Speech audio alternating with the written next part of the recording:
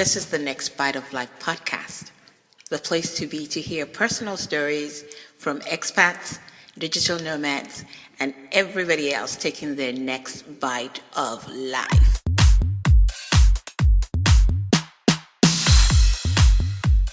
Thank you for joining me on this episode of Next Bite of Life podcast. My name is Kem. Today, I've got a special guest by the name of Stephen Williams. Stephen is a YouTube creator and an author. I'm so thrilled to have you on the show today. How are you doing? Hello, I'm doing well. Good to be Thanks, here. thanks for coming on the show. I'm so Of thrilled. course. I wanted to talk to you about a few things. Now, Absolutely. right off the bat, I gotta say you've got like almost 400,000 followers on YouTube. That's incredible. I mean, Oh, thank it's you. absolutely fantastic. How long did it take you to get up to that kind of number? Up until right about just now, so probably about three and a half years, something like Wow, that. So I've probably done about 100,000 a year that's uh amazing. since I've been on the platform. Wow. So yeah, I've been very fortunate in that regard. So I'm very it's funny, I'm very grateful that that really wasn't a mountain that I had to climb. That Oh, kind of that's great. happened very easily. You Yeah. know, I was praying, I was praying, God, please let me get to 100,000 subscribers. And I was like, in 2019, it was like 2019 or 2018. I was like, I'm gonna get 100,000 subscribers. I really want to do it by the end of the year, and then it happened in like 6 months.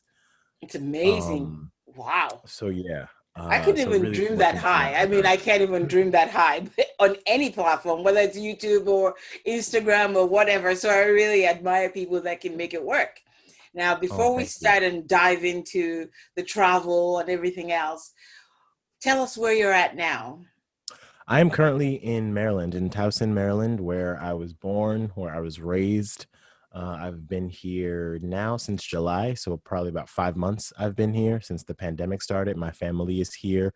Before this, I was in New York. I spent the past 12 years in New York City. That's where I went to school. That's where I got all my work experience, my internship experience. That's where all my friends. Yeah, that's where I was before this. Minus a little year that I took off to go live in Spain. Okay, great. We're going to get back to that later, but I wanted to move back just a little bit. You were in New York for 12 Hmm. years. How was it living in New York? Yes. How was that Whew. life? You know, so many different adjectives that I could use to describe life in New York. But for me, New York was great, for the simple fact that New York was for me. New York was very much for me. And that is kind of a thing with me in travel. I know when a place is for me the first time that I go. The first Okay. time I went to New York City, I was 10 years old. We Okay. got off the bus in Times Square, and like I walked 2 blocks and I just knew. I just knew. It was like Wow. a flash of clairvoyance in my brain, and I just knew that I was going to live there one day. I was absolutely certain. So yeah, New York was for me until it wasn't. I'll tell you. Now, Until it wasn't. the pandemic has really wreaked havoc in a lot of lives and a lot of plans. And where were you when it first happened? And when did you say, you know what, it's enough. I need to like go back and regroup somewhere? Well, I had been wanting to leave New York for a while. Yeah. Um, you know, I have got, because of my career, I have gotten to travel to Los Angeles quite frequently. And as I got older, matured, just my preferences for lifestyle just changed. Just change. Yeah. They changed. And every time I would go to LA, I wouldn't want to leave. That sounds you like me know, a few years ago, you know. I never wanted to leave. It would be so hard to get me on the plane to go back to New York, leaving LA. And so a lot of what we've seen happen because of the pandemic in terms of the economy and work and things like that, you know, homelessness and all of those things. In places like New York City and San Francisco, those things were already happening. Yes, definitely. And those things have been happening in New York City for quite some time. Oh, yeah. And you could kind of just see New York going on this like downward trend over the Yeah, past few years because of the inequality gap. It just keeps yeah, getting bigger. The homelessness problem in New York keeps getting worse. The city, it just keeps getting dirtier and yeah, dirtier and dirtier. And I just, you know, I didn't want that for my life anymore. yeah. You But know, I don't know if that it's was much that. better in LA.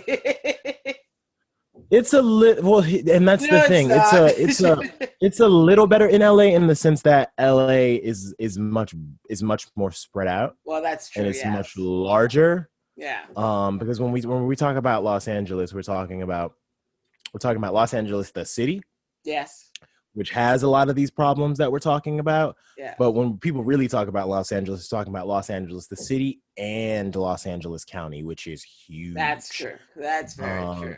and so Los Angeles County, you have so many different, you know, you got so many different types of areas. You've got wooded areas, you've got mountain areas, you've Yeah. got lake areas, you've Yeah. got beachy areas. There's just so many different types of things in terms of lifestyle that you can get into True. in Los Angeles. And so that is really, you know, what I'm looking for. A lot of Yeah. the, you know, a lot of the economic problems are still going to be Yeah. there because they're all over the United Of States right course. now. Yes. But when it comes to just a peaceful, quiet, green, you know, natural lifestyle, Yeah. LA is the place. Uh, you know, One of many places, but yeah. that is the place for me.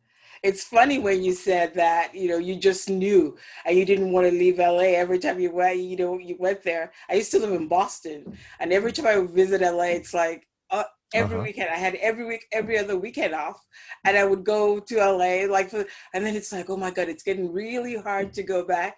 And I always wanted to, even while I was in school, I wanted to live there. And finally, after one big, huge snowstorm, I was just like, this is it. I'm going to take my test, and if I pass, that's it. And I did, and I holed up in a motel in Hollywood for a while, and I passed the Oh, test, and I gave my notice. And then my company is like, we're expanding to Los Angeles, so anybody who wants to move. wow. And I was like, yay! So that's how I ended up like moving to LA. So it was just like I finished work here like on a Friday, and I started there like Hmm. a week break, and I started the following Wow. week. So it was great, and it was great for 20 years. But while I was there, I still had this urge to live in San Francisco. I'm like, that is it for me, because it sort of reminded me of Boston, but it was you were in California. But I got there and I Right. saw the homeless problems, and I was working in the Castro Yeah. district, and it was just like it was terrible. But And here's the thing. Yeah, I can't imagine. I've never been to San Francisco, ah, but I've heard how bad that problem is oh my there. God, And the thing is, I can't even imagine what that must be like because I know how bad it is in New York, and I also know how bad it is in LA, and San that Francisco is already is worse to me unbearable. because I Yeah, and think that's what everybody says. It's yeah, worse. because it's smaller, and you come out of the metro stop, or the bus line, or the and you just see, and there's a lot of like young girls who are like pregnant out to here, and it's just like really sad, because you're saying to yourself, you're somebody's kid, you really should go back home, you're 16. The hippie era has ended, and it's just, but at one point, and I think it's probably still the same, San Francisco gives the highest amount of money to the homeless people, like, so everybody does the journey. All the homeless people from everywhere go there because that's where they get the most money. So it's just really, really bad. And after my 6 months working there, I was like, never. I mean, it got rid of Yeah. my taste for wanting to live there, because Yeah. even if you live like, in the fancy places, you still have to come down and see Right. there, and Right. you're confronted with Right. it all the time. Like in LA, you can sort of go like, okay, if I don't go to Venice Beach or whatever, you can sort of compartmentalize it. You can, if I go downtown, then I'm okay. But I used to work like the Oh no, pharmacy I not worked. downtown is it's bad now. They're We everywhere used to, downtown. Like homelessness is everywhere downtown now in yeah, LA. I used to work with this uh, pharmacy, and we worked a lot with the hospices, like end of Hmm. life care and all that.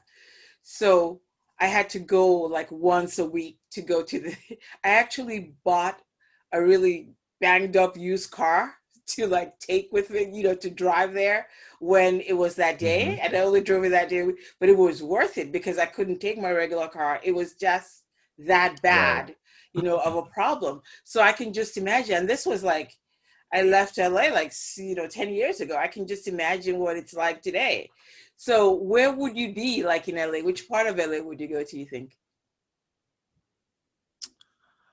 I have a preference for water, and I have a preference for wooded areas. Ah, So I'm thinking, somewhere by a beach or somewhere up in the mountains, surrounded by trees, or maybe somewhere like a little up, outside on the outskirts by like one of the lakes.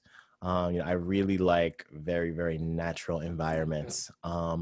And I probably have New York City to thank for that, that has yeah. become my preference because for 12 years, I was surrounded by concrete and skyscrapers. Yeah. It's funny And how I'm your needs change as you grow older, isn't it? What you thought was the most exactly important thing is no longer it. correct. That is exactly what happened. So now, talk to me about like the cost of living in New York for a single person, for instance. Like tell, just try and Horrible.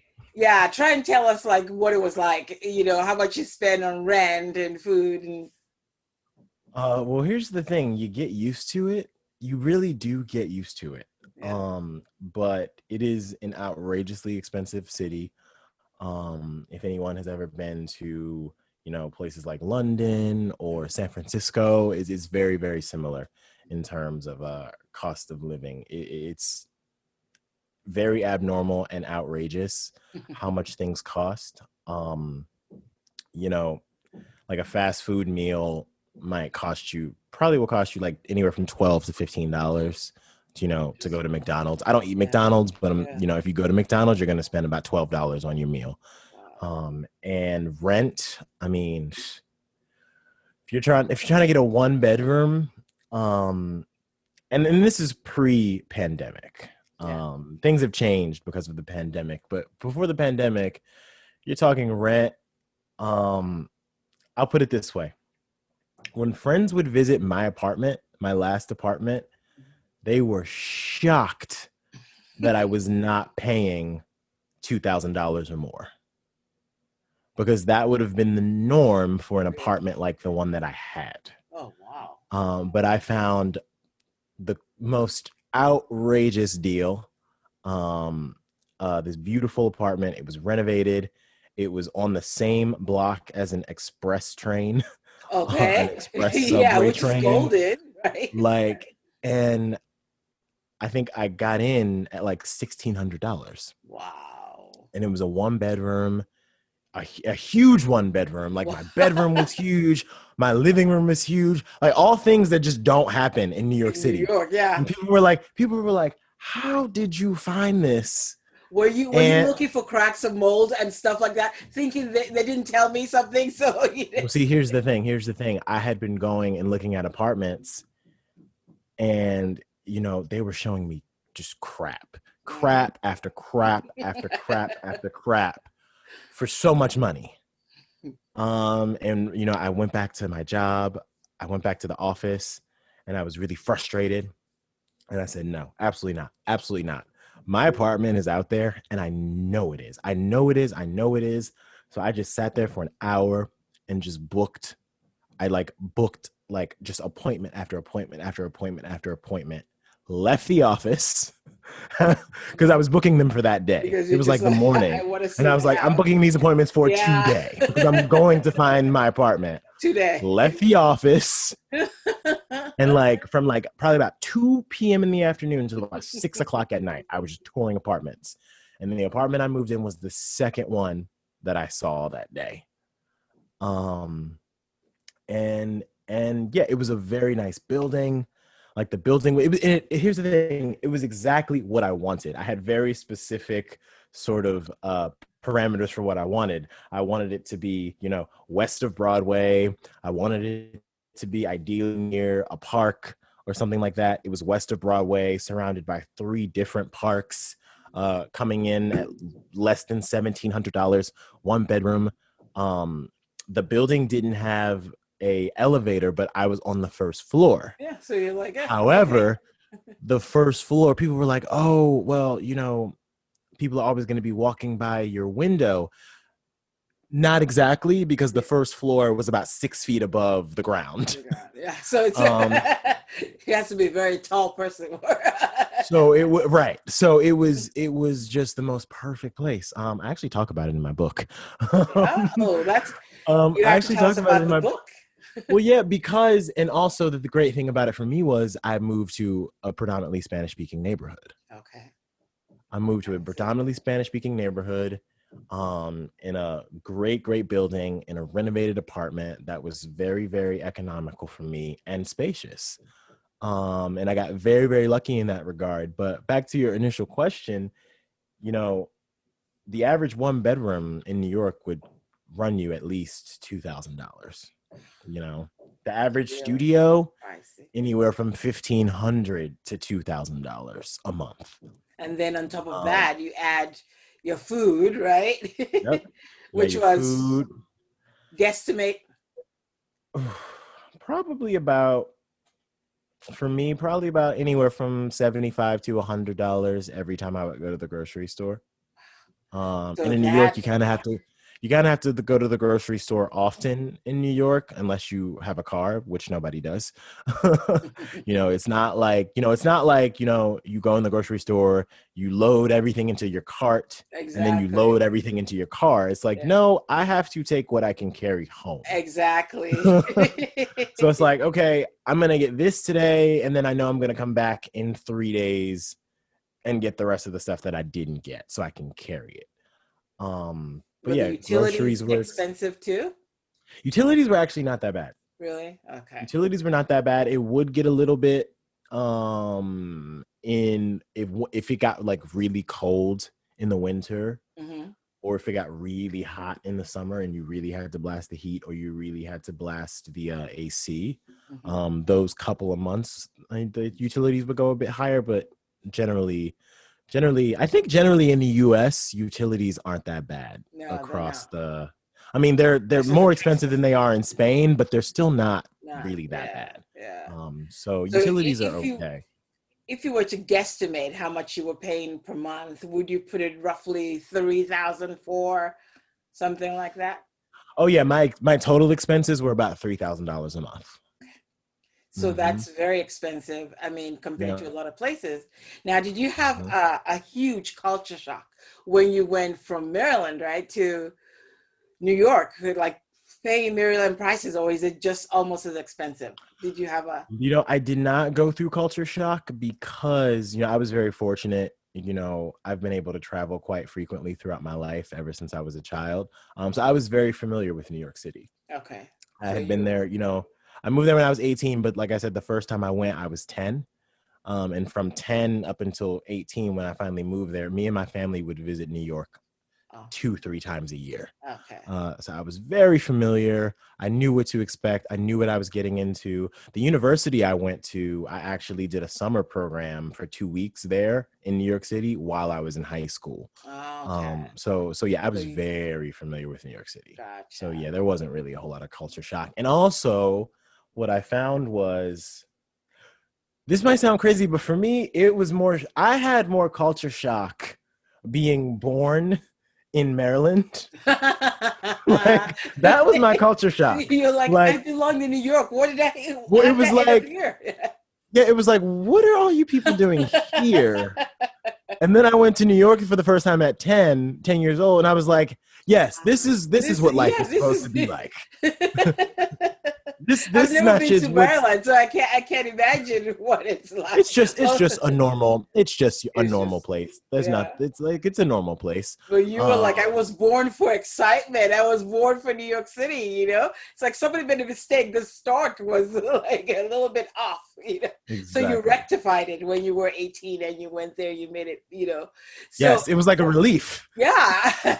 So when you got to New York, you're like, this is it. And every year it kept getting better and better until the Yeah. pandemic made you, reassess things. or just before that you were Well, starting to actually, realize? honestly, the first time I went to LA was when things began to change. I went to LA for the first time in 2010.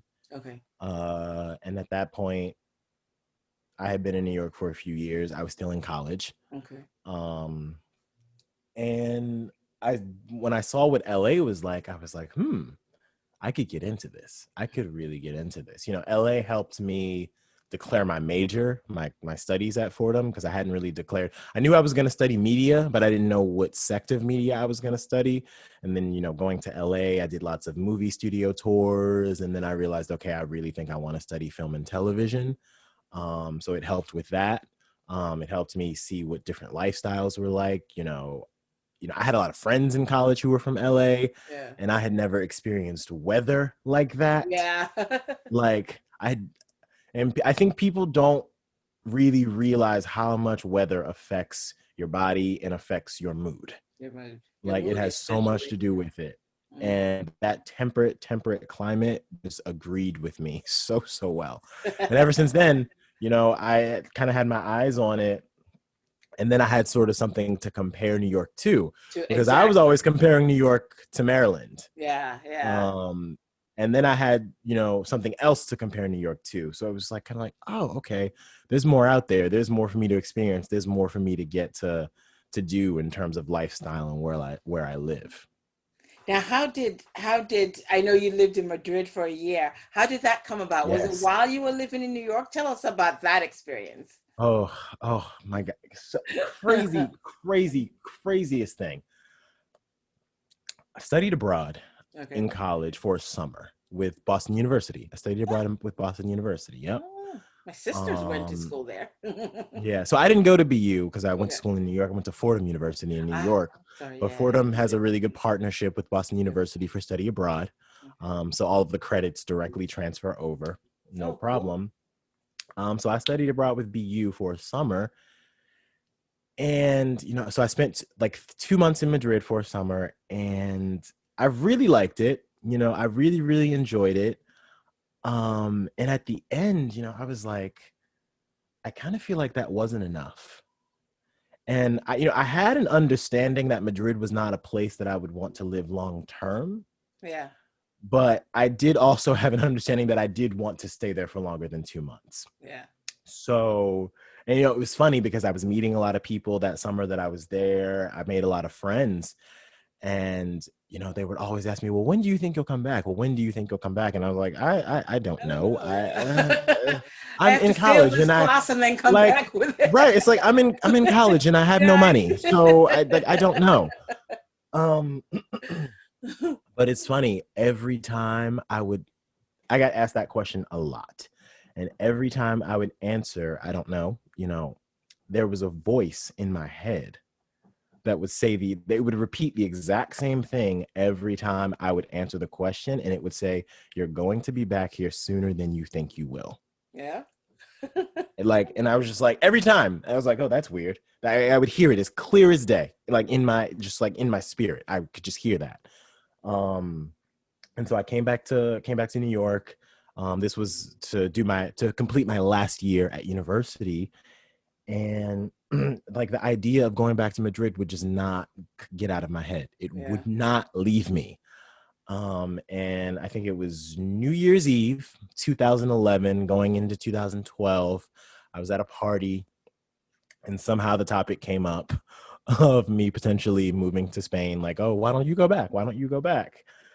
And a couple drinks into that conversation on New Year's Eve, I was just like, all right, I think I've made the decision. I'm going to do it. Wow. Um, and the crazy thing about that was, okay, so the first time I went and I studied abroad, I get there and I'm there for about a week. And then I'm on Facebook. I'm Mhm. sitting in my room and I'm on Facebook. And I see that one of my friends from college is in Madrid. And I'm like, wait, what? What is he doing here? So I message him, and he's like, oh yeah, I'm here for the summer. I'm studying, I'm doing this like medicine program. He's a doctor now. So he was doing a medicine sort of program in Spain for the summer.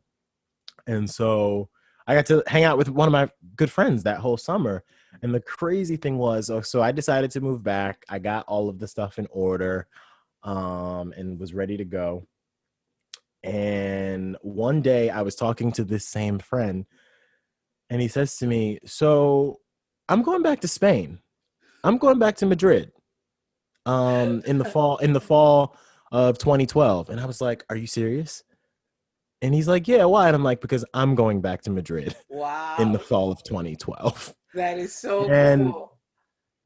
but no, not even just that. Like, other friends of mine were also doing the exact same thing. It was the craziest thing ever. It It's was like, like, how did okay, so that happen? everybody I know wants to He's move to all Madrid now. Great, let's all go. Let's all go. Um, and so yeah, I got to go, and it was great because I had lots of friends, like friends that I had already had in Spain, Yeah, friends from New York who had decided to move to Spain. So in that regard, like that whole part of it was great, and really helped me take that leap. that's great. Now, how did you go about getting the visa and everything? Was it hard at that time too? Like, It was actually how was the process for you? it's actually pretty easy. Um, so I found a program online. Right after that New Year's Eve party, I just got online, because I had met lots of, when I studied abroad, I met lots of English teachers in Madrid. Hmm. Everyone sort of said the same thing. It's just like a really easy way to legally live in Spain and make money. Exactly. Yeah. Just because, Spain loves to bring in people who can help their people with Yeah. English. Of course. And, I wasn't really interested in, teaching languages or anything like that, but I understood that it was something that I could do. I knew Yeah. it would be sort of a low lift. And so I found this government program with the Spanish government. They had this program where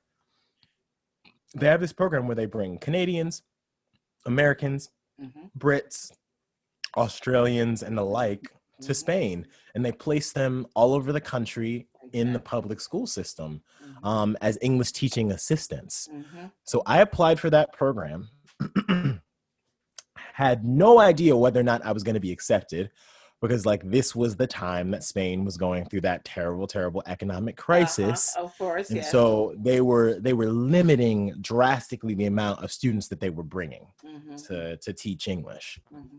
And it was basically, if you meet the requirements, like college graduate, Hmm.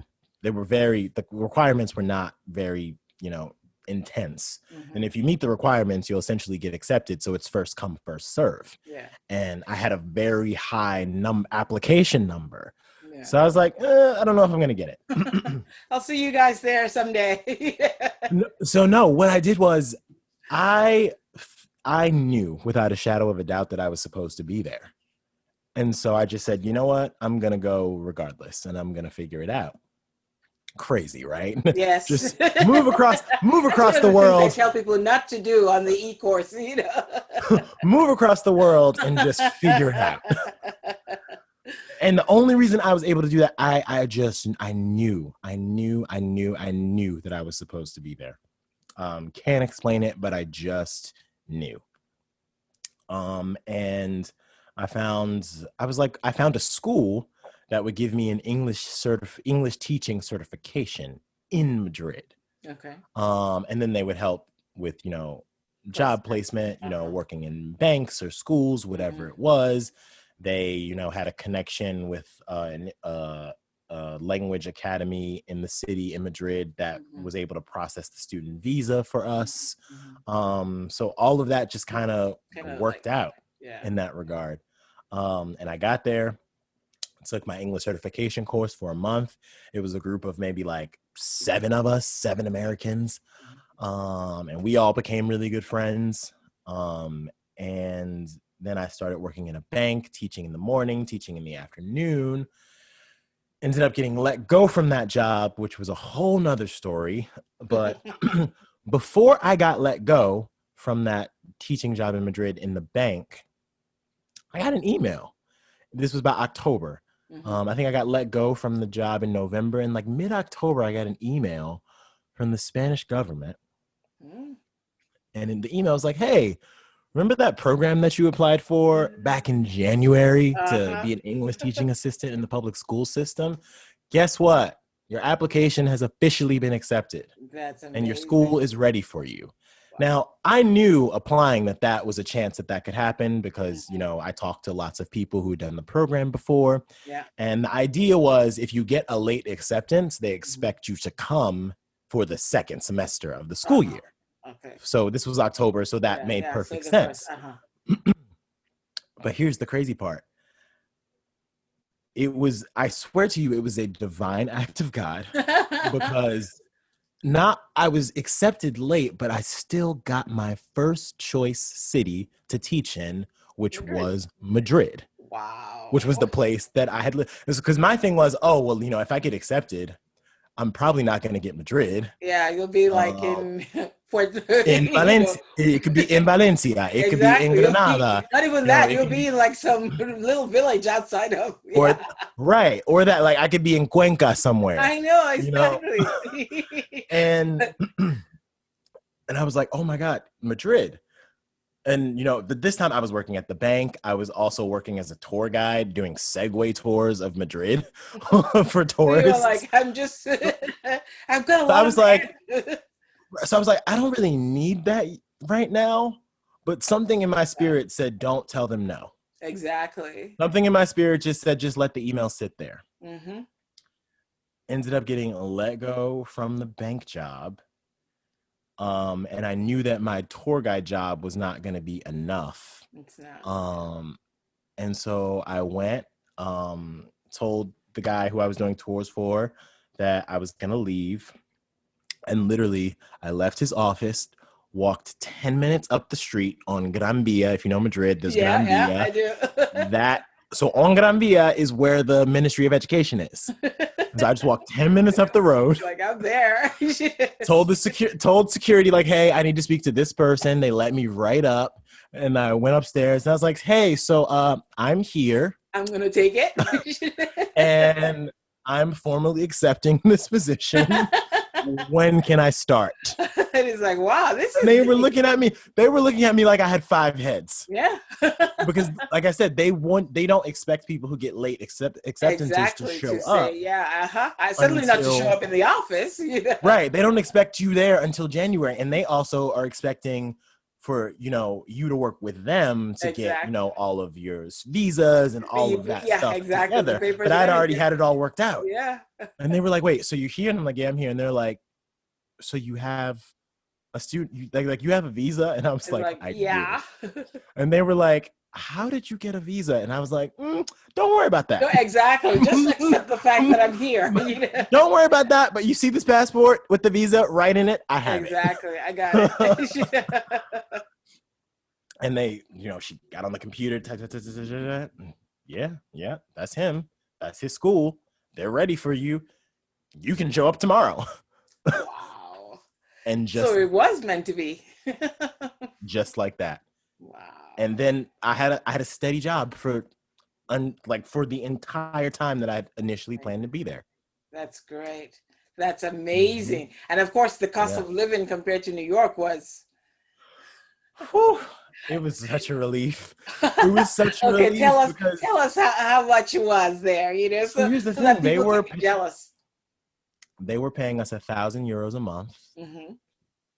And that was enough to live, to eat, to go out, to travel. like, You know, like it was insane.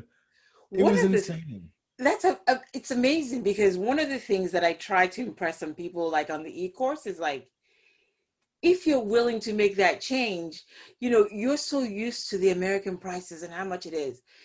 You can't believe how much cheaper it is in Spain, for instance, in France. I mean, just about every place else. People rush to Asia because it's cheaper and everything. But when you think about it, Europe is just as reasonable. It really is. It It's, really, you really know, is. and I'm trying to impress that upon people that even though you don't think you can, you really can. So here you are, testament, somebody who lived there who's saying that on €1,000 he was able to live in Madrid, okay, in Mm-hmm. Madrid. And And here's the kicker that'll really drive it home. The €1,000 payment was only if you were placed in Madrid. If you were anywhere else, they were giving you like like probably about 600 or 700 euro. Imagine because that. outside of Madrid, Yeah. the cost of living is even It's even cheaper. cheaper. Like in Granada. Like I could not get over how cheap everything was in Granada. Like, and here's what I would tell people. In Granada, we would, on a night out in Granada, we would stop ordering drinks and food when we were out of coins. Because that is how cheap, because that's how cheap everything is. And of And course, so they it's like, bring you the tapa, right? With the drink. right. And it's like, I don't really want to break my 20 euro bill. No. Once this $5, €5 is gone, this is it. Right. So like once these coins are gone, we're done. But like your coins will get you through the whole night. Isn't it amazing? I mean, people need to know, like, stop watching just everything they pour down your throat in the US. Life outside the US is so much more reasonable. You know, people go to Mexico because of that. They go to all this place, you know, Ecuador because of that. But €1,000, and even today, I think they've upped it since like 2012. And I think in Madrid, they pay them like 1,200 now or something. But I mean, that's still enough to have a good life. And it's not saying that you have to do it forever, especially if you have a degree, right? It's something it's a way for you to come in and get to know the country. Maybe you live there a while, you think, I want to stay longer, and then you can look for other ways to stay. So here you are telling people it's doable. I mean, so doable. That's so doable. I actually really want to come back. Yeah. not for like a year. I want to, I really want to, once this pandemic has calmed I know. down. It's like everything is post or post, it's like you can't plan, solidly. Yeah, It's I really want to come. terrible. I really want to come for like 3 months, and really get to see the places that I didn't really get to see. Yeah. Like I've been to Granada several times, but like I've never spent a significant amount of time there. Like I want to spend like a month in Granada. I want to do a month in Barcelona. I want to travel to País Vasco, Galicia, all these places that I never really got to see while I was there because I spent so much time in Madrid. And then, really just go somewhere where I know I won't have to break the bank. Exactly. And it's like a whole bunch of places in Spain. There's so many places that you can go to where you're not breaking the bank. Now, when you come back, you say to yourself, after the pandemic, I'll come back. And you're going for 3 months. On an American passport, you can go for 3 months without needing any sort of visa. And I tell people that's also a great way to come and see if you will like the country. It's a great way because, with that blue passport, there's so many countries you can go to without needing something except for after 90 days. So It's great if you have that urge and you can go and check out other countries and see if you like it or not, because you never know. If you don't like it, hey, you can always go back home, right? Exactly. Now, when you were there and you went back, then you had to adjust back to the New York prices. So it was like, so you had culture shock and then you had reverse culture shock. I have a great story about that. So the culture shock did not happen after the year in Madrid. Okay. The culture shock happened the first time after the summer in Madrid. Okay. Because people were like, how did you have culture shock coming back home? You were only there for a summer. And I would tell people, you got to understand, like I'm truly bilingual, which meant I was really able to immerse myself and just be lost in the culture. So it was like the American sensibilities were the furthest thing from my mind. Like me, and it was funny, I got there, studied abroad. The school picked us up and I was on the bus and I was sitting next to this guy who was in the program with me, and we started talking and he was like, oh, where do you go to school? I was like, I go to Fordham in New York City. He's like, oh, where are you from? I'm like, I'm from Baltimore. He's like, oh, you're from Baltimore? Crazy. I'm from New York City, but I go to school in Baltimore. And I was like, are you serious? And he's like, yeah, I go to Hopkins. He was a Johns Hopkins student. And so he and I like became really good friends, and we didn't really want to have an American experience Yeah, abroad. you So wanted to immerse yourself. Yeah. we kind of disassociated ourselves from the other students in the program. And we went and made Spanish friends and Yeah. European friends. Now, So I'm I going to was, stop you. I'm going to stop you for one go second ahead. just to mention that for those who don't know, Steven is completely fluent in Spanish. Yes. I mean, completely. So for him, the experience must have been even richer than somebody who was just Yes. an American going. Sorry, I just wanted to Exactly. mention that. Yeah, exactly. So I was really able to get in it and just get lost in it. And so I came back. I flew back to New York, and went right to the college dorm. I wasn't actually like I didn't have like a room in the dorm, but like I had some friends who were there for the summer, so I was in the dorms. And we went out the very same night that I got back. And I remember it being like 11 o'clock at night. And we were on the Lower East Side of Manhattan. And I'm just looking around, and everyone is so drunk, but like pissy, sloppy, Drunk. visibly like throwing up in the streets, stumbling down the So the full New York sidewalks. experience. Yeah, right. Something that is completely normal in New York City. But because I had been in Spain, where when it comes to alcohol and drinking, people are a lot more in control of themselves. Yes. I was looking around like, what? Like, is it a full moon? Like, what is going on? And then a friend pulled me aside. She was an American. However, she lived most of her life on a military base in Italy. Okay. And so she pulled me aside, and she had that sort of perspective to be able to tell me, I know what's happening. Yeah. You're having culture shock from having lived in Europe for the first time. Yeah.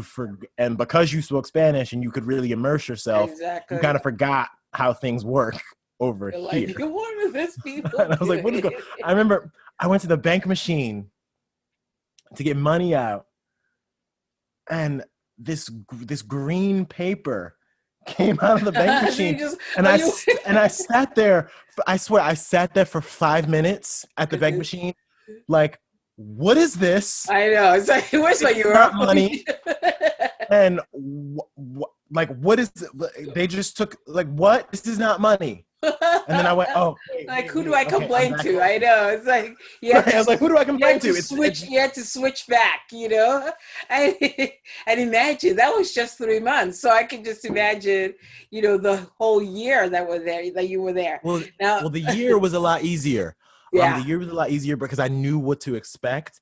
And also I came back for the Christmas holidays. Okay. And so I came back for the Christmas holidays. I flew into New York, spent like a week in New York City, then came to Maryland, spent like a week in Maryland with my family, then drove back to New York City because I was going to fly back out of New York City. So I really got, to sort of dip my toes back in the US, then go back to Spain. And so, the culture shock, I kind of got a hold of it that second time around. Now, I got to ask you, when you were in Madrid as a Black guy, did you have a lot of problems with racism? Like, did you feel like... Not problems. I was not discriminated against, and there were no problems. But there were definitely racially charged experiences. Okay. I wouldn't really call them problems. But not enough to say, I would never come back here, or, I can't live here. No. Is not. Not at all. Not at all. And I took it, and I've talked about this on YouTube. I remember seeing that video. And I'm going to link to it in the comments. But, there were things like, like once a guy just walked up to me in the street and asked me if I was from Africa. I'm just like, what? Hi, how are you? Nice to meet you. Really. Well, I have to say, one of the kids in my school when I first moved to America, the first question, I went to prep school in Boston, and she was like, do you like swing on trees and don't have any clothes on? You know, and I was just like, Yes, that's because exactly she what we saw do. Tarzan, and so that was the thing. So yeah, what did you tell? What did you? How did you answer him? I just looked at him kind of crazy and said no, and he walked away. Okay. Like Spain is the only time I've ever been stopped by the police. Ah. Yeah, it's never happened to me in the US. It's happened in Spain twice. And what happened? Nothing dramatic. The first time it happened, the first time it happened, it was probably the perfect day for it to happen because I didn't really I had to go into the school and I really wasn't feeling well that morning. Mm-hmm. And I was in the metro station. They stopped me. They showed their badge, asked me Mm-hmm. for my ID. They see that it's an American and they're like, oh, okay, go. Mm-hmm. Um, and then the second time I was just walking around my neighborhood pretty late at night. I lived in the suburbs. Mm-hmm. And the cops were just patrolling Mm-hmm. and they saw me walking. And they just stopped. They stopped, rolled their window down, and asked me if I was okay. See, you're like, yeah, I'm fine, right? Like, yeah, I'm fine. I'm good. Thank you so much. And that was it. Um, Lots of people, who, are attracted to me wanting to, have that sort of interaction with me Of because course. they don't get to necessarily do that often. It's not like Yes. America where there are black people. I mean, Yes. there are black people everywhere in Spain, Yeah. but Yeah. not like how it Not is like, yeah. in, not like Especially the, even in 2012, it's only a few right, years, but it's changed a lot right. since then. Yeah. It's not like, it wasn't like the US, it wasn't like the UK. So it was a little bit rarer for them. So lots of stuff like that. But But nothing like super, oh my God, because that's one no, question people no, ask, and they say, I don't want to go there because I read somewhere, somebody told me that they were profiled or whatever, and so I'm not going to go there. And I'm like, well, the same thing happens in the US, it happens yeah. everywhere else. You can't let that stop you. And compared to Mm-hmm. the US, I think it's a lot less. Mm-hmm. But, And everybody lots of needs to. so yeah, just like lots of racially, like, oh, you're saying this because it's a black person. And it wouldn't necessarily be anything bad. It's like, no. Like, oh, I'm talking. And then they're like, oh, are you from Cuba? It's like, no, No, I'm not from Cuba. you think it's because they couldn't place you, because here you are speaking Spanish perfectly, and you know it's just for them. They can't fathom like an American speaking Spanish. It's like it's so rare that they must And peg you right. in some little thing. So it's And then also you add on the fact that, my Spanish was learned in the United States, predominantly around Caribbeans. so, So my natural Spanish accent has a lot of Caribbean influence as well. And it's funny when I'm in Spain, everyone is like, "Oh my God, you sound so Latino and Caribbean." And then like I would come to the U.S. and everyone is like, "You sound so Spanish." it's like you can't win, right? Can't win, can't win, But you're can't like, win. I don't care which one, as long as I can speak it. Now, Cool. your video, your YouTube channel is called Mm-hmm. American Boy, and Yes. like it's great. Now, how did you decide, or why did you decide to do it strictly in Spanish? Because so I am a creative by nature. I'm a musician. I was an actor in high school. I studied film and television in college. Like I'm just a creative by nature. And around once I got back to New York and started my career, I was working at MTV, the television, the music television network. Um, and working in the creative field, but not necessarily on the creative side, it was really important to me to start building out my own personal creative footprint. Uh, and the thing that I kept hearing from other creators that I admired was find the thing that's going to be super, super specific to you. Mhm. Like, try to find the thing that really only you can do. Yeah. Um, And I was thinking about that for a while. And I swear, like, again, one night I was just in my bed, about to go to sleep, and the idea just popped into my head like that. Just like, just, it was there. Now, when that happened, I couldn't really see what it was going to be. Like, I couldn't see, like, the ideas weren't coming to me, like this video, that video, this video, like that wasn't there, but I could feel so strongly, like very in the same sense that like I knew I was supposed to go to Spain. Mm-hmm. I could feel so certainly that something was there, and that I was gonna figure it out. Yeah. Fast forward to a couple of months, it's December, and I visit Puerto Rico for the first time. Ah, nice. I visit Puerto Rico for the first time, and I went like 2 days after Christmas. And you know, I was with some really close friends of mine that are from Puerto Rico with their families. We did New Year's in Puerto Rico. That is one of my favorite trips I've ever taken. Nice. And during that trip, that trip was so cool because I got to have a vacation from my vacation, because I flew to San Juan to be with my friends and have my vacation.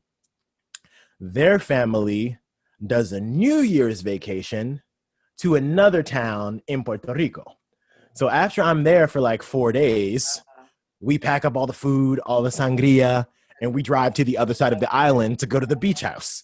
So it's like I'm on vacation, but then I go on vacation while I'm on vacation. It was amazing. That's wonderful.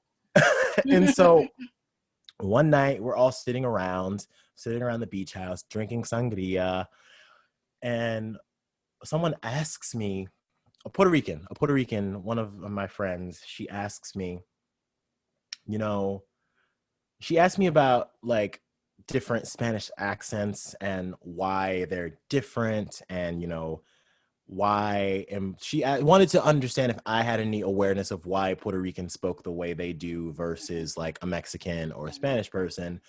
And the reason for asking this was, she said, you know, I'm born and raised here, so I've never really thought about it. This is just how we speak. I've never really thought why it's different. And without preparation, without even having to think about it, I just started talking and telling her everything I knew about different Spanish accents and how they came to be and how they developed over time. And I was talking for about 10 minutes. Mm-hmm. And as I'm talking about this language and dialects and the development of the language, in my head, it was like, this is your YouTube channel. This is it. Gotcha. It was like, it's that thing that you just know down to your bones, that someone asks you a question, you can just sit there and talk about it without any preparation. And that was it. And there it was born. And then my friend, a different friend, on New Year's Eve, we were sitting around eating, and he said to me, and it was already kind of in my head, and he said to me, and I hadn't told anybody. Yeah. And he said to me, you know, you should really think about like doing some sort of creation in Spanish. He said that to me, not knowing that it was already like, yeah, exactly. It's like, not knowing it was already in my head. And I was like, you know, I think you might be right. Yeah. That's great, because I think that's one language, even though YouTube is popular everywhere, obviously there's more English speakers. Now, to have somebody who's doing it in Spanish and being able to switch back, I've watched some of the interviews you've done with others who've also learned another language, and it's just fantastic. And since I discovered your channel, I've been listening to you speak, and I'm like, I can understand what he's saying. So it really helps. And I think it helps both in English and in Spanish. So, you know, and it's rare to find those. So I'm always on the look at them like, oh, wow. So I'm really going through your back catalog, trying to like, you know, get better in Spanish, and it's been great. So, you know, you hit upon a really great idea.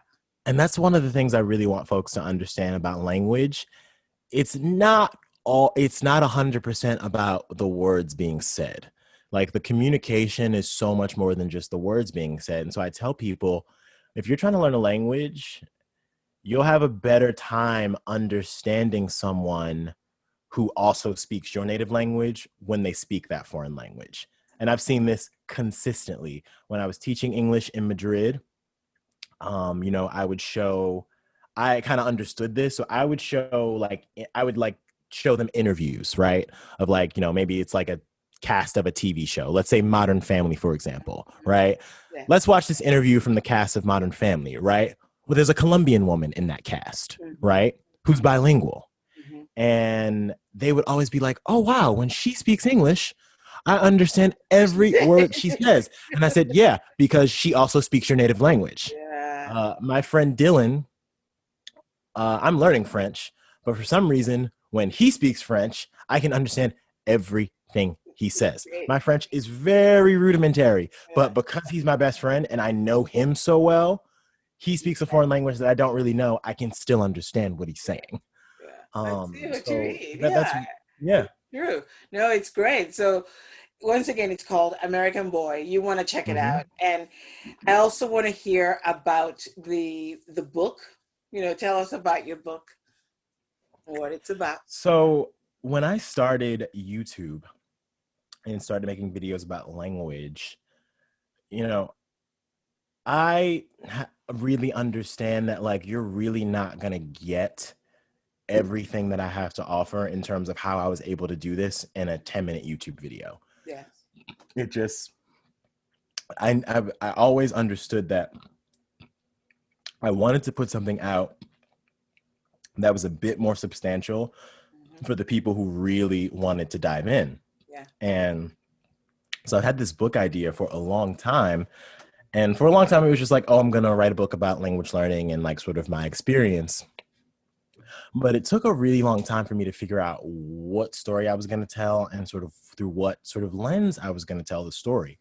And so what the book is essentially is a different way of looking at language learning. So often we're inundated with like techniques, right? Techniques. Do this, do that, try Duolingo, try Rosetta Stone, this trick, that trick, go to this language school, they're the best. No, go to that language school, they're the best. Take this test, take that test, yada, yada, yada. What I have learned, having become bilingual, is that language learning is not so much a question of being able to execute all of these actions and techniques and methods. And it has much more to do with your transformation as a human being. It has everything to do with how your identity shifts and grows through the language. That is really what it's about. And what I've realized is if you're trying to learn a language and you're trying to become fluent and you're trying to maintain that ability for your entire life, you really have to become aware of this identity shift that is happening while you're going through the process.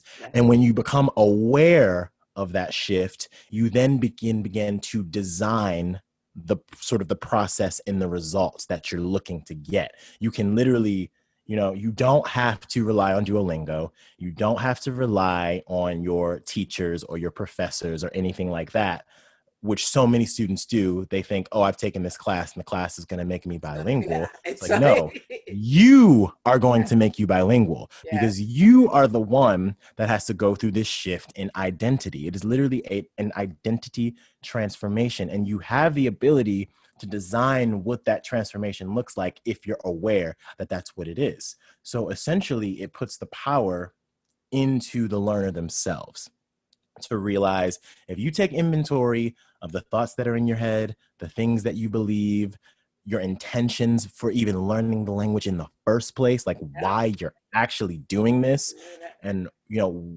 how it connects to what you really value in life, that is how you're then able to create a life that is rooted in that language and an identity that is rooted in that language, because you're going to be conscious of all of these things. And it wasn't until, years later that I even realized this. But once I realized that that's what it was, because for me, I never relied on just my school to teach me Spanish. Why? Because I was going out in public, trying to practice with native speakers in public because they're everywhere in the United States. The United States is a Spanish-speaking country. Yes. which is how I was able to learn it here. Uh-huh. And I realized when I was young, I was having trouble really understanding people outside of the classroom. And that's when I realized, oh, the classroom is not giving me the real thing. Yeah. The You need classroom is a not real giving me the world real thing. So I experience. went out into the world, and then I started to make close relationships, then I got a Spanish speaking job in high school. And so this life started to form around me learning this language. And then that new life began to shape my identity. And so then it no longer became a question of, oh, well, my teacher's really not that good, or the class I'm taking is really You not did that that a good. That didn't lot. Yeah. even, You blamed granted, that wasn't the everybody else. case. I did that. I had a really good Spanish education, in terms of learning, but a lot of people don't have good, learning experiences in a classroom. But once I realized, oh, more is going to come from what I do outside of this classroom than it's going to come from inside of the classroom. That's kind of when the wheel started turning. And so that's essentially what the book is about. The book is all about showing you how to take inventory of your actual internal power to go through this identity shift and learn this language, and how you do that mentally, how you should think about it, how you should approach it, and how you should really design a life and design an identity around this. And the thing that I really want to drive home is the universal intention and purpose behind language learning, right? Because what's the number one reason everyone in the world wants to learn a new language? What would Hopefully you to say? travel. Hopefully to travel and communicate with somebody that Travel is one of them. and Travel is one of communicate them. with somebody, with other people so they can Tr- understand you. Travel is one of them, but the number one thing I hear is I want to make more money. Really? That's why they want to Mhm. learn another language? That's the number one thing I hear. And that probably has to do with the fact that that's a US thing. Okay. And it goes for both languages, English and Spanish. Yeah. Spanish speakers in the US want to learn English to make more money. English speakers in the US want to learn Spanish to make more money. True. So that is sort of the thing I hear. And so what I'm really driving home with this book is, regardless of what it is that you're trying, whatever external benefit that you're trying to gain, the universal intention behind languages is human connection. Mhm. So if your goal really isn't tied to something bigger than you, to connecting with other humans and really figuring out what you can do through this language to make someone else's life better, Mhm. you really should figure that out before you really commit yourself to trying to do this. Because at the end of the day, when you learn a language, right, Mhm. the amount of people around the world that you're able to communicate and interact with, Sure. it increases tenfold. And for me, what is the point of having that ability if you're not going to do it to make someone's life better? Yeah. And you're just going to do it for whatever it is that you can gain. Yeah. But learning that language is really not about you. It's about you being able to communicate with other people. Yeah.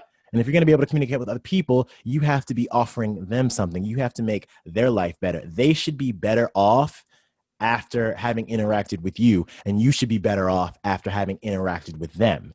And Well, if it you're doesn't only work. do and if you're only doing this, if you're only doing this because, oh, you want to get that new job that's going to, get you more money, or you just want to have, a nice apartment in Valencia or Madrid, if that's your motivation, that's fine. Yeah, but And it's not going to be. it'll help you to an extent.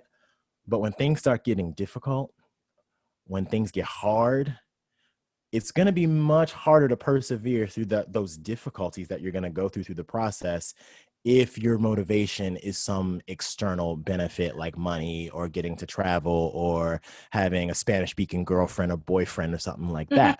Like, Well, those are I can fine use motivations. it.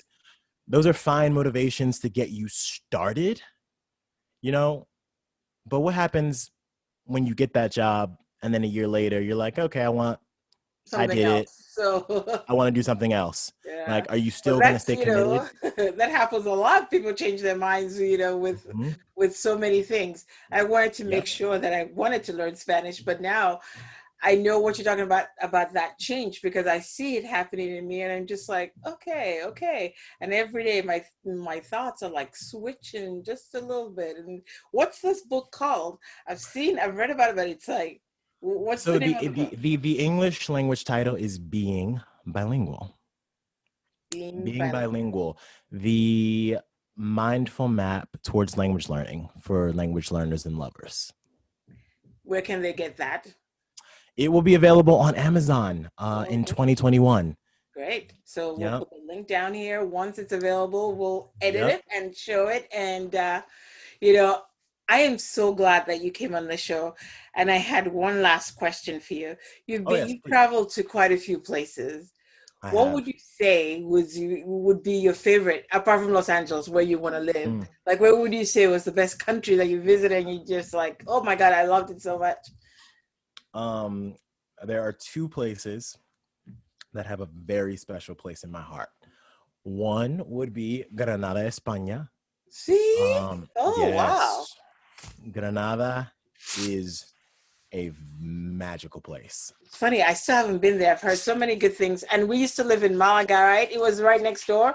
But it's just one of those things you're like, we'll go tomorrow. We'll go tomorrow. And then you never get to it. But we Let still me plan on going there. let me put it to you this way. Every time I go to Granada, I can feel the spirit of God moving through the city. Wow. Are you I can sure? just feel it. Wow. I can just feel it without a shadow of a doubt. I'm like, You don't think it's God too is in hilly? this You don't think place. you just loved it? Because, It's it perfect. has everything. It has the Alhambra. It has, I forget what the neighborhood is. And You know what? The Albacin. the Albacete, exactly. So you're Mm-hmm. just like you're in love when you think about it, huh? So Spain would still be the number one. Well, and the second place is London. See, for me, London. London is number one and Spain is number, because but I couldn't afford to live there, so I'll just put that aside. But I like to visit, so And well, the thing about London, the reason I love London so much is because this is what I tell people. London is everything that New York City wants to be.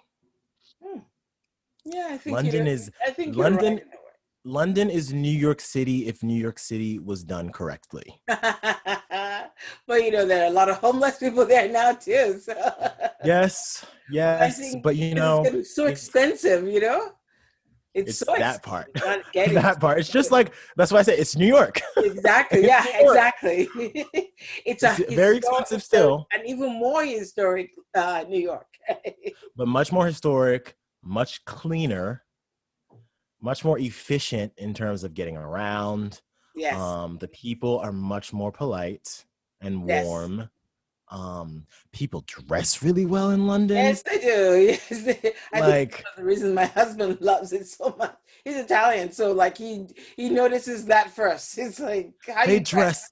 dress so well in London specifically, and it's just like you walk down the street in London and you're like, "Am I in a Yeah. magazine right now?" Like Exactly. You definitely see it. You see the difference, and it's like, you're so used to like not dressing up. I mean, now it's gotten so bad in the US. You could go to, even by the time I left, we go to like a play, a Broadway show or whatever, and everybody's wearing sneakers, and it's just there's nothing to dress up for anymore. Everybody's wearing like their radio clothes, and it's just there's still something elegant about London. I guess, correct, so it makes it. correct.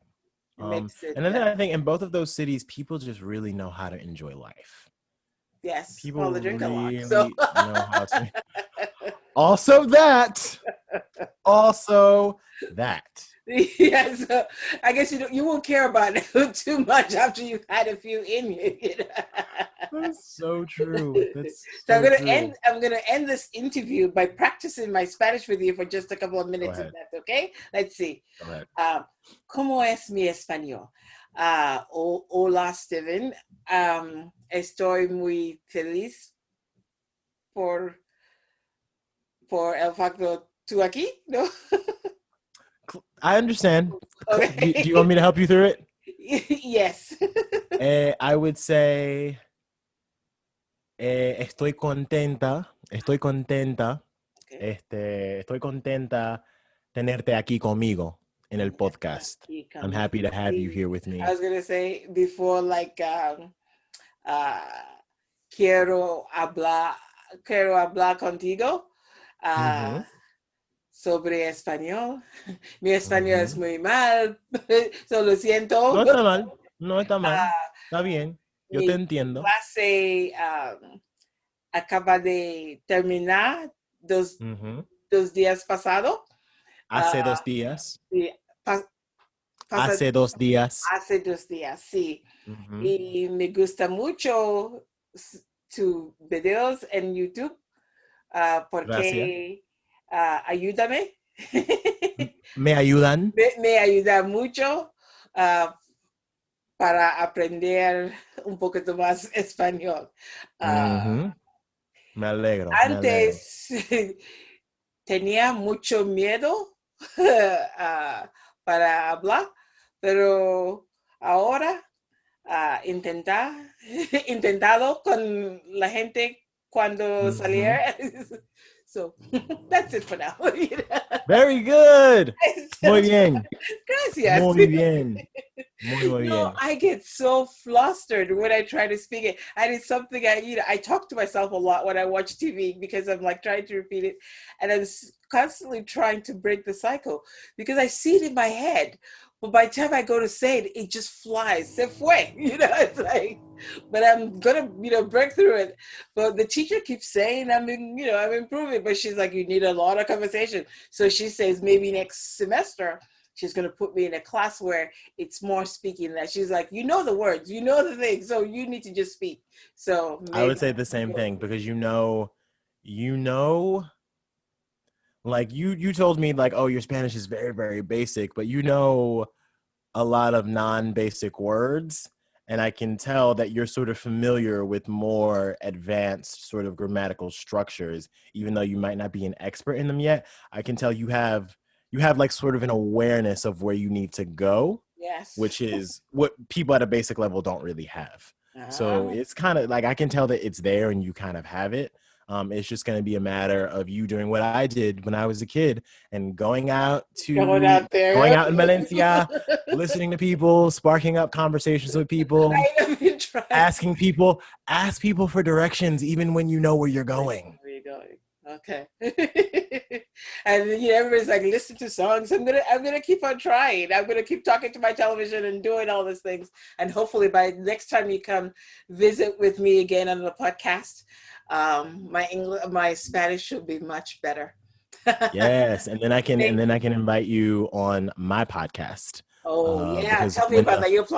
You would make a great podcaster. Thank you. Tell me the plans. So once the book is out, I'm actually going to do a podcast, which sort of takes the premise of the book and puts it into podcast form. So like I said, it's really about that, identity shift and that transformation and all that allows you to experience. So this podcast, what I want to do is I want to talk to people who have become bilingual in whatever language that is. And I don't want to talk about, try this technique, try that technique, go to this school, Duolingo. I don't want to talk about that. I want to talk about what has you going through this process done to shift your identity and how has it shaped your life experience? Like what things have you experienced and gotten to do and seen because you opted to learn another language? How did it change the trajectory of your life and your life experience and your identity? Because that is the conversation that no one ever seems to have when it comes. Now that you've told them, they're gonna have it before you. They're like, I stole this from you. Because the stories are so interesting. I have a friend who is Mormon. He's part of the Mormon church. And he learned Spanish when they sent him on his first mission. Wow. You know where they sent him? Where?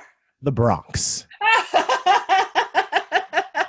They sent him to the Bronx, New York, and now he speaks fluent Spanish. That's great. And now he preaches the gospel. Now he preaches the gospel in Spanish. Salvador or something, The Bronx. Yeah, because The there's so many Bronx. countries Oh, that's fantastic. And there are all those crazy kind of just interesting stories that people would just never know, Yeah, you know? yeah, And when you really think about it in that perspective, for me, it's those experiences, those experiences, those life altering, those identity shaping experiences that language learning is all about.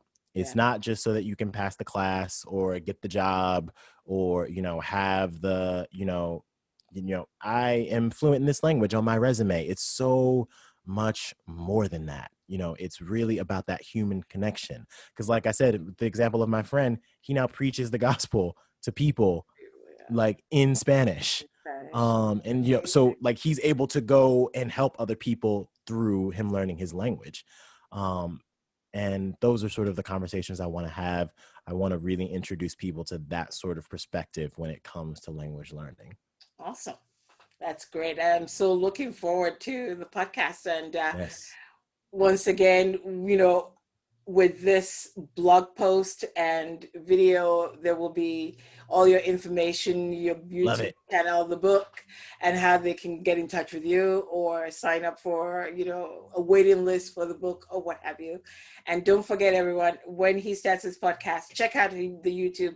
You'll just love it, Yes. especially if you're trying to learn English or Spanish, actually. So, so you can't go wrong with his YouTube channel. It's called American Boy. So make sure to check it out. And Stephen, thanks again for being on here. It's been Thank you for wonderful. having me. I think it's been the longest podcast I've ever done, but it was great. I didn't want it to end. It was really good. Yes. So thank you once Yes. again. Everybody, thank Thank you for you. listening to Next Bite of Life. I hope to see you on the next episode. And don't forget to subscribe to the channel, please. No matter where you're listening, whether it's Apple iTunes or Spotify or what have you. All Thanks of it. again, and we will see you.